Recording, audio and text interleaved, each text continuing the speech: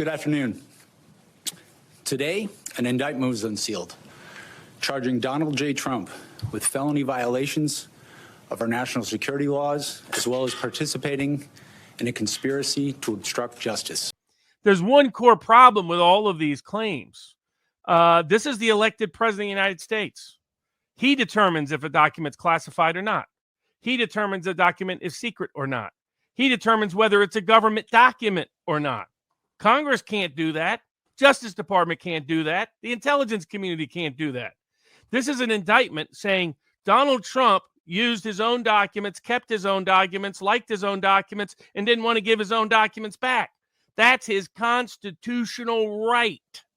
So the problem with this case is the entire case is bogus. Instead, this is an attempt of the deep state to overturn our constitutional democracy, to say that they can tell the world when their secrets get to be disclosed. That's what this case is premised on. Donald Trump rebutting the lies of General Milley, who lied to Bob Woodward, who claimed that he had stopped Trump from waging war in Iran, when it was actually Trump that stopped Milley from waging war in Iran. Now, here Milley is, by the admission of the indictment, leaking actual information that he was not entitled to disclose, that he was not entitled to declassify, that he was not entitled to declare a personal record, that is subject to national security information laws because he is a lesser official subject to those laws. And yet there has been no indictment, not even investigation of Milley, and he's still in legal office today with Republicans in Congress doing jack about it. By contrast, the president, who is vested by the second article of the United States Constitution with all executive power. That means the president decides any information that comes in is classified for his benefit and his alone. It is only secret for his benefit and his alone. It is only national security information for his benefit and his alone. He can unilaterally declare anything declassified, not national security, a personal record, anytime he wants. The mere act of taking the documents with him, and let's remember, he's not taking original source documents.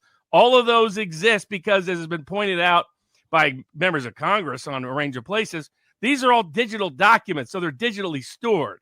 So this is only about the president having rights to his documents as a matter of constitutional law.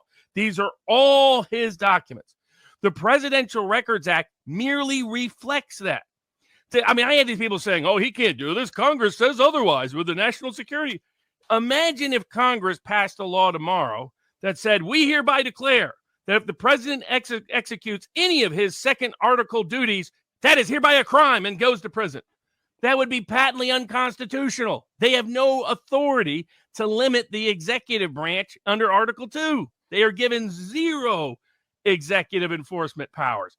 The unelected bureaucracy is given zero constitutional powers. They only have any powers at all because the president gave it to them. So consequently, the entire charge is nonsense. All the alleged crimes are gibberish. They are a direct attack on constitutional government in America. It is an attempt to say, we, the deep state, get to tell you what is and isn't a secret. We, the deep state, get to tell you what is and isn't classified. We, the deep state, get to tell you what is and isn't national security information. And even your elected president can't tell you our secrets or he goes to prison. That is how dangerous this criminal prosecution is. This goes way past Trump. This is the deep state war on democracy, such that if this crime is upheld, we don't have a constitutional democracy anymore. We have a deep state run government that has killed the Constitution in America. This indictment was voted by a grand jury of citizens in the Southern District of Florida. And I invite everyone to read it in full to understand the scope and the gravity of the crimes charged. There's a bunch of their entire cases based on attorney-client communications. This is a deliberate breach of attorney-client privilege. How did they get it? They got it by a corrupt judge in D.C. who wasn't even supposed to be presiding over the case, given that it was in Florida. This may be the most unconstitutional case ever brought. Not only is it the most dangerous case to constitutional liberty in American history, it is a case that is riddled with constitutional error and defect. So the next one is, here's what you can't do. I heard Napolitano's got to go back to law school. I heard Napolitano suggest that you could have one grand jury to screen and another grand jury to indict. No, you can't. The grand jury is limited to the same venue provisions as the trial provisions are limited to. You can't go fishing for which grand jury might indict somebody in another venue. So what should have happened here from the get-go is that the only grand jury formed should have been in the Southern District of Florida. But they didn't want the U.S. Attorney's Office from the Southern District of Florida to have access to the case. They didn't want a grand jury in the Southern District of Florida that might go AWOL having control of the case.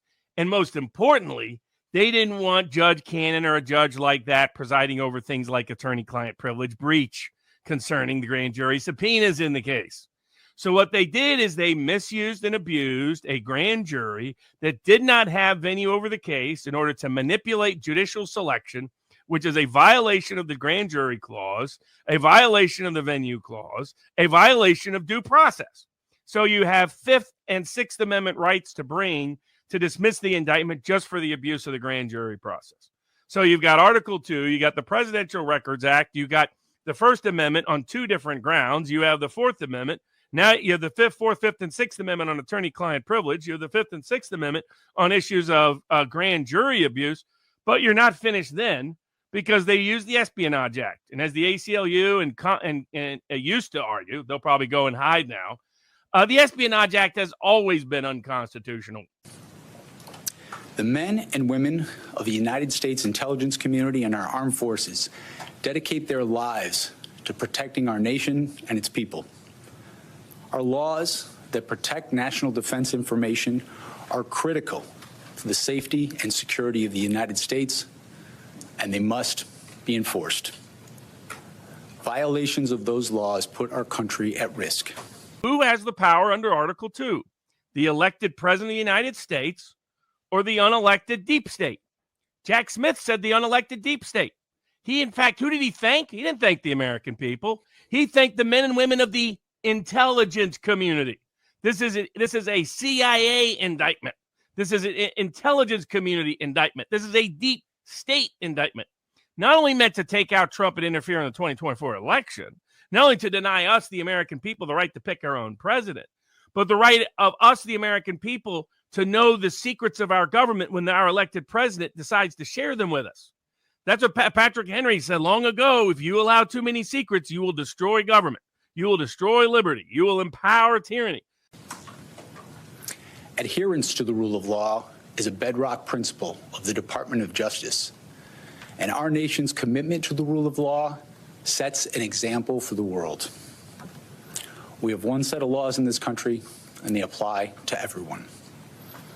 Applying those laws, collecting facts, that's what determines the outcome of an investigation.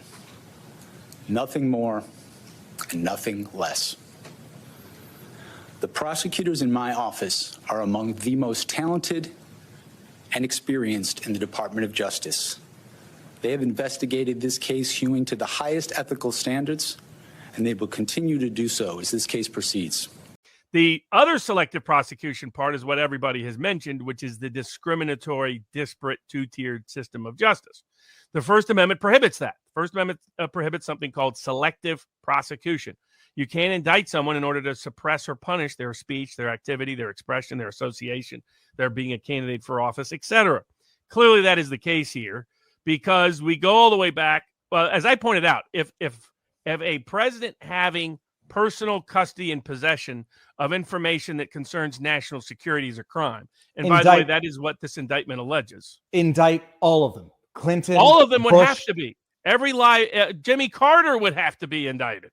Everybody would, because every single one of them has personal custody and possession right now of information that concerns national security. That's how absurd Jack Smith, who has a long history of pursuing ridiculous legal theories, like he did against John Edwards, like he did against the former governor of Virginia, like he's done in other cases, where he's been repeatedly rejected by judges and juries alike for the absurdity of his legal theories. Here he is proposing that the national security laws trump the presidential record laws, that the Congress has constitutional authority to criminally punish the executive branch for doing the executive branch's constitutional duties. Two utterly absurd propositions that he has made without any precedent whatsoever. The only precedent directly refuting and rebutting him, even from a liberal judge, Amy Berman Jackson of the District of Columbia. But then we have the practical precedent and the custom and tradition, which is that presidents all have national security information in every one of their presidential libraries as we speak. Not only that, they have it in their personal custody, like Clinton did. Clinton was recording conversations with an author where he was discussing national security information and classified information on those tapes. That's why he kept the tapes. He kept them in his sock drawer. In the case of Barack Obama, he had a bunch of national security information in an abandoned storage locker that was all that anybody could have accessed if they hadn't, knew where it was. Probably more than a few did.